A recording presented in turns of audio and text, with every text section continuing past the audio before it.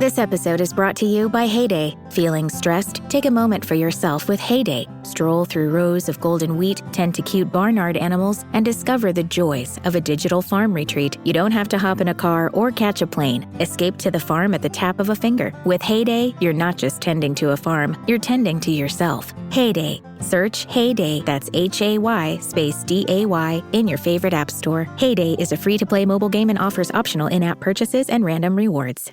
How many discounts does USAA Auto Insurance offer? Too many to say here.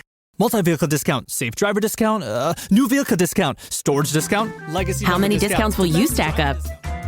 Visit USAA.com/auto discounts. Restrictions apply. Hey, this is Sunny, captain of Sunrise and Jupiter, here with Will Poe, and we're broadcasting loud and clear on the Brutally Delicious podcast. 1, 2, 3, 4. The Brutally Delicious podcast. The Brutally Delicious podcast. The Brutally Delicious podcast. The Brutally Delicious podcast. How are you, my friend? Hey, I'm doing well, man. How you doing, Bruce? I'm doing good. What's it like over there in the UK? Is it gloomy as usual? You know, it usually is, but the last week, the weather has been absolutely phenomenal. Has it really? So, yeah. Is that out of character or is that normal for this time of year? It is, it's a little bit, it's weird. April and May is actually pretty good, and then the summer just gets to like a fucking, you never know what's going to show up, man. It's like raining and fucking hailing. It's Right. like, it's been a crazy experience since I've been here for the last, 3 years now. So, Oh, nice. All right, well, we yeah. can just get right into Sunrise and Jupiter if you want. Yeah, I don't know if Will's going to join, but he'll Oh, just yeah, join sure. whenever he does. Oh, that's fine. So Where I'm are you in based? Richmond, Virginia. Oh, nice. Yeah, where are you originally from? Because that's not a UK. That's not a British. Everyone else is British. I'm the only one that's not British. Where are you from? I'm originally from Los Angeles, actually. Oh, okay. Yeah. You said you've been What over about there you? 3 years. I'm in Richmond. But are you from Richmond, though? Originally from New York. Oh, New Like York, nice. 30 years in New York and then been in Richmond for a long time. I spent my first 10 years in New York. Yeah, it's nice. Just too expensive. Yeah, it is. It really is. I don't want to work like that. Just No, to it's survive. crazy. Just to survive, just to yeah, it's crazy. Yeah. But Yeah, I ridiculous. checked out your podcast. It's pretty cool, man. Some cool Well, interviews. thank you. I appreciate it. We try. Yeah. We've been at it trying to do something a little bit different along the way, so hopefully it comes across. Yeah, it's cool. So I'm going to jump in. If he jumps in, that's awesome. I can let him in. But Sure. so one of the things I like about doing the show is I come across a lot of bands I've never heard of before, as well as, some of the, more popular bands. But so for those not familiar with you guys, can you give us the 2-sentence elevator boardroom pitch? Sure. Like Sunrise and Jupiter is really it's about building cinematic rock anthems that kind of feel like a journey. They're not just songs. So we're here based in London, and our sounds, they blend like massive soaring guitars with explosive drums and raw vocals. It's pretty high energy, emotional, and made to feel kind of like a movie soundtrack of your life. So we want every track to kind of take you somewhere, tell a story, and bring that kind of intensity, and kind of a lift-off feeling. Nice. So I've listened to oh, there's Will. What's going on, Will? Hang on. It looks like he's still joining, but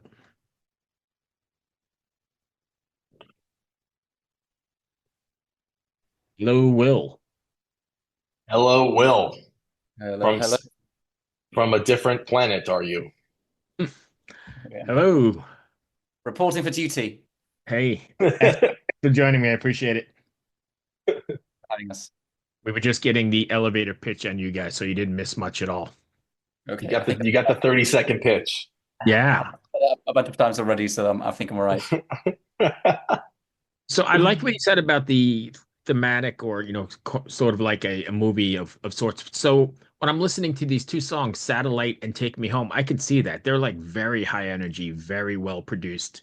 That was the goal then? I don't know if it was like a goal. It was kind of one of those things that just just kind of happened. I started feeling something cosmic in the air, and then these songs kind of came about.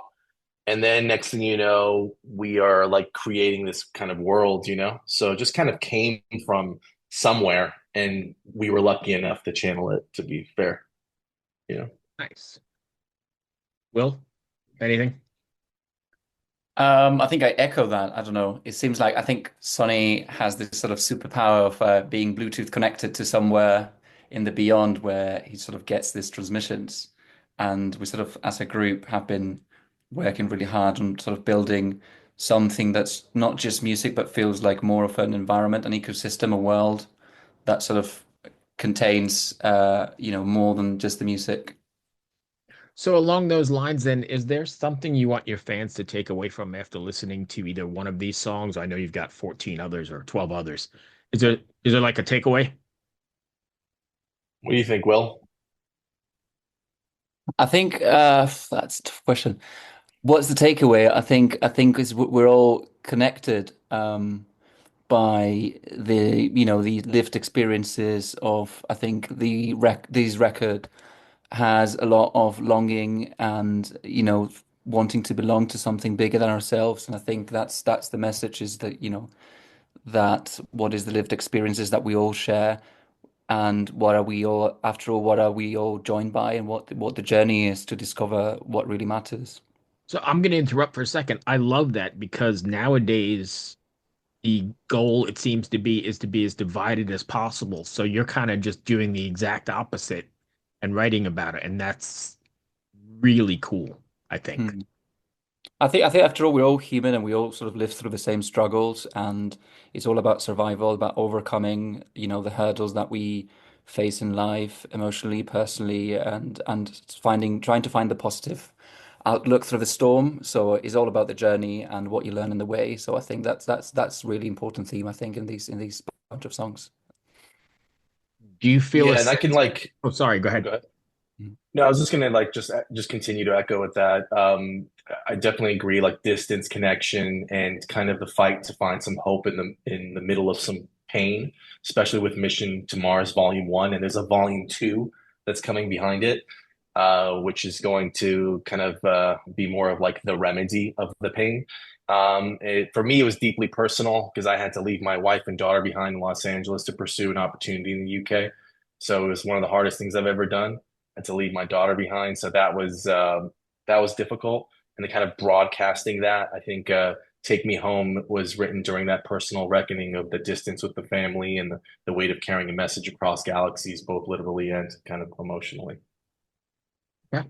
When you're writing these songs, then did you write like a short story and then go from there? Because I mean, it's definitely a storyline, right? This episode is brought to you by Indeed. When your computer breaks, you don't wait for it to magically start working again. You fix the problem. So why wait to hire the people your company desperately needs? Use Indeed's sponsored jobs to hire top talent fast. And even better, you only pay for results. There's no need to wait. Speed up your hiring with a $75 sponsored job credit at Indeed.com/podcast. Terms and conditions apply. Yeah, it's really interesting that you asked that. Really, I always like to come up with like the sound first, like the soundscape. That's what kind of moves me first before the story. So the sound, the music, the guitar, the world that's being built. I was really fascinated growing up by like Pink Floyd, which one of my favorite bands mixed with like a Black Sabbath, which are two completely totally different bands, but two British bands um, that have kind of this like raw emotion. I like to come up with the music first, and then that kind of gets me to channel the message for like the voyage or whatever I'm channeling into, and then I take some of the pain or the positivity or whatever emotion that I'm feeling, and then that kind of comes out of me. That's kind of been my process for personally writing some of the stuff. Yeah. You ever feel like you've put too much of yourself into a song then? Yeah, absolutely. I mean, it's kind of one of those things that you're kind of vulnerable you're like, should I put this out? Should I really get this deep? Should I talk about the stuff? So, Right. What's grandma gonna think? yeah, yeah, it's pretty vulnerable stuff, but I don't know. I think that's kind of been my outlet. So it's been kind of great to see. What is this gonna look like on stage? Because well, let's rephrase that. If you had zero concerns about budget, so you had the budget to do this the way you wanted to do it, this could get pretty thematic, right? Stage wise. Oh man, this is like this Absolutely. should go absolutely. This goes into like, Pink Floyd territory, Tool territory, Grateful Dead territory. I mean, I would love to play at the Sphere. That'd be like my like favorite place. I don't know if you know that spot Yeah. that I've never opened up. been, but Yeah. I've seen it. Yeah. Yeah, I mean that would be like the ultimate like, 20,000 fans and an amazing backdrop just with imagery and everything. So I could absolutely see that with no money spared, clearly. Right. So staying one more time with the lyrics and the whole thing, do you find that dude, I just lost my train of thought. The new McCrispy strip is here. Dip approved by ketchup, tangy barbecue, honey mustard, Sprite, McFlurry, Big Mac sauce, double dipped in buffalo and ranch, more ranch, and creamy chili McCrispy strip dip. Now at McDonald's. Ba-da-ba-ba-ba. You were talking about. Oh, yeah. Do you find that when you're writing these songs, are you writing them with like the stage in mind? How they're gonna come across in front of a live audience, or this would be a good spot for a prop or a breakdown or anything like that? I wish I was like that cool to say that I had that whole vision and tell you.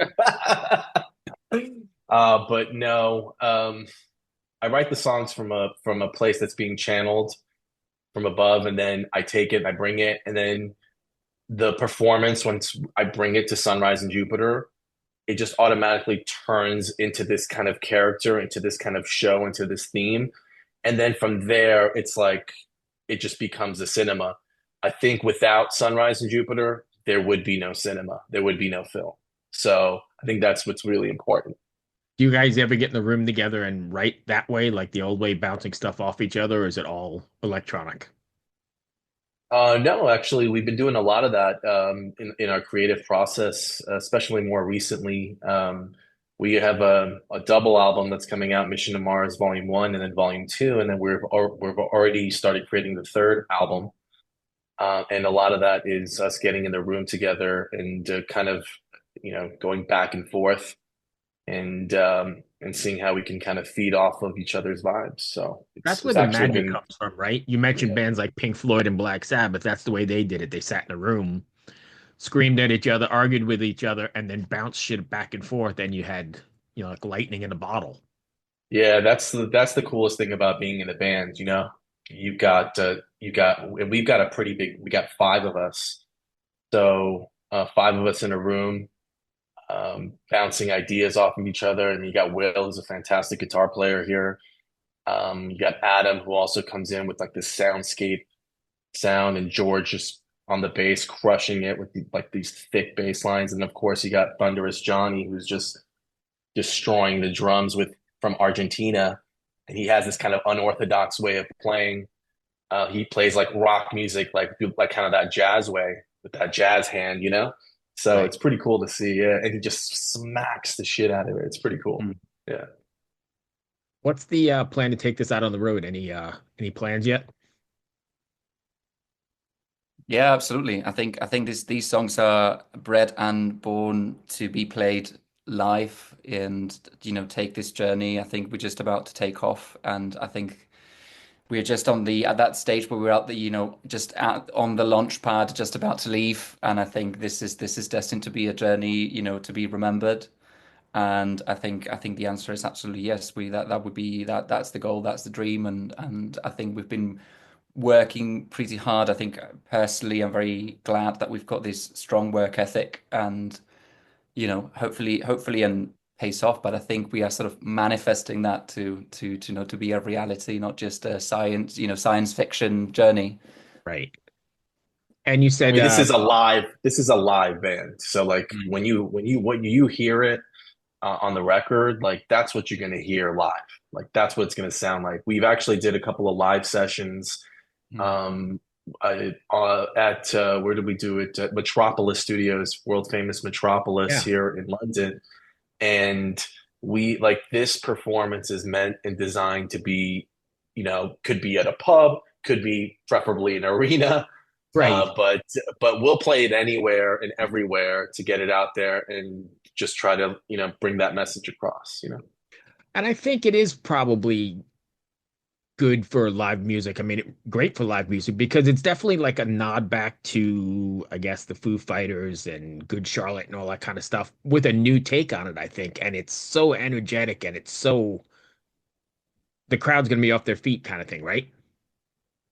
Absolutely. I think we brought such a diverse, you know, melting pot of different influences that everyone brings to the table, their own, not only our own personal stories, but just influences as well. So personally, I'm a big fan of the emo wave, big fan of the Black Parade, and I get I get a lot of criticism for that, but I think I'm proud and I'm out and proud of being I come from metalcore and that interface between Right. Bring Me the Horizon and metalcore, Bullet for My Valentine, and then put that with My Chemical Romance and sort of the urgency, the theatrical side, and then Sonny brings this sort of like Pink Floyd, the sort of the culture, the Cure, and I think there's an overlap between everyone's influences and passion for Right. music, for rock, and I think that's where I think It we all becomes like this weird amalgamation of things that works. it creates, yeah, it's Yeah. like is like a core of a star that's just high pressure but still shines through, and there is chaos and there is beauty, and it just becomes this sort of sunrise in Jupiter. That's what it is. Beautiful.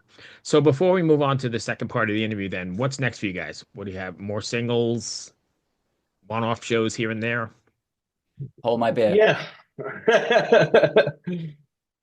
Yeah, have a sip. Yeah, definitely show. So we're now working to book, kind of a schedule of shows because we want to bring this live out into the public and just kind of see like the reactions. We're going to be releasing several songs throughout the year, anywhere from between 6 to 8 weeks from each song. We have another song after Right. Take Me Home. I believe it's going to be Nothing Left to Lose. I think it's one of the best songs I've ever written. Um, and I'm looking forward to kind of getting that out there. Hopefully, we'll get to be performing that soon live. We've applied to a couple of different festivals. We might get on a couple of those. Might get on a couple of these other shows. We're in the works of getting it out there. So absolutely, you'll see us out somewhere, and we'd hopefully like to be coming to Richmond, Virginia soon. All right, perfect. So you said you've watched the show before. I don't know if you've gotten into the goofs and gaffs, but I like to change it up here in the last like 5 minutes or so. Just ask some ridiculous questions that are great for shorts and people kind of dig them and I get them to the social media team and they do whatever. So if you're game, they're definitely not music related, but I think you Yeah. probably just go for it. All right, cool. Let's see. Name three things you shouldn't talk about on your first date. I'll let Sonny start with that one, maybe. Well, don't talk about your ex. That's for sure. That's number one. Um, What about you, Will? Things that you should have mentioned about, yeah, definitely your ex. Right. I think definitely don't talk about too much about the future. I think it's just be grounded in the moment. I think definitely don't talk about, don't rush it. I think don't be too anxious about, you know, uh, don't make it too dramatic. I think in the beginning, keep it light. Got one more? And one more. Oh, just have one. We could stop there. Name three animals it would be cool to shapeshift into.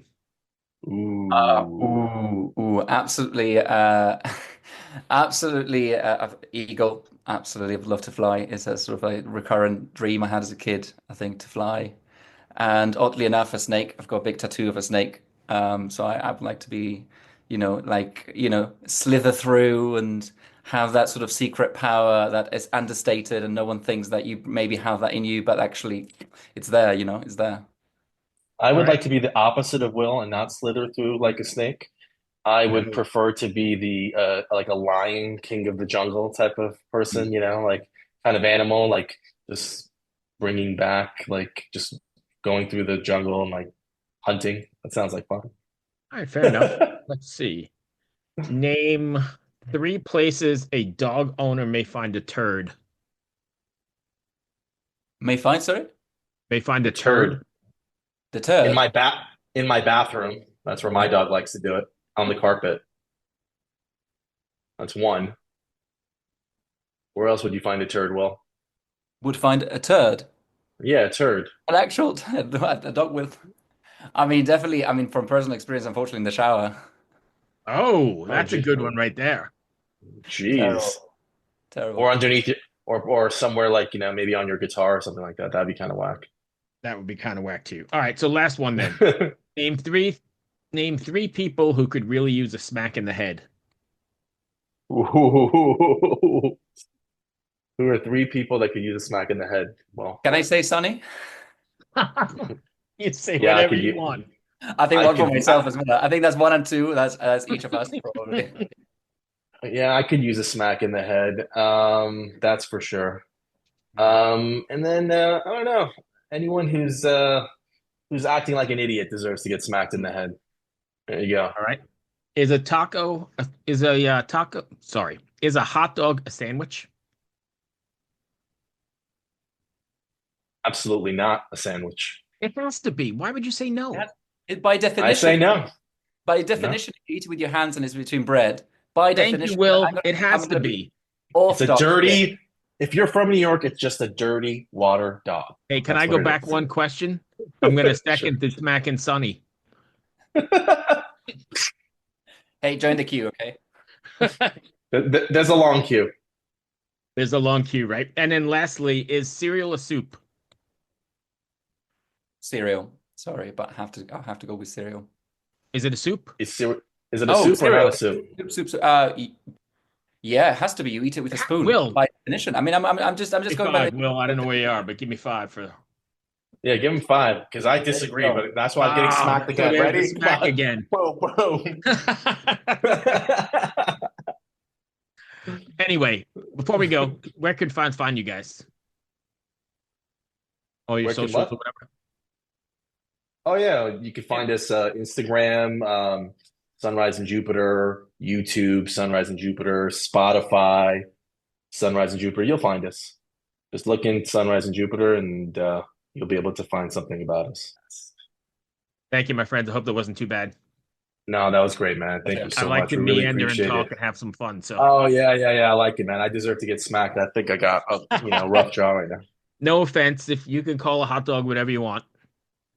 I mean, well, I guess you should call it a sandwich, but I just like to go against the grain sometimes. So. I was gonna say, even if you're wrong, you could call it whatever you like. Yeah. Dirty water dog. All right. Be well, my friends. Thank you so much, Bruce. I appreciate it. Bye. All right, take care. Bye.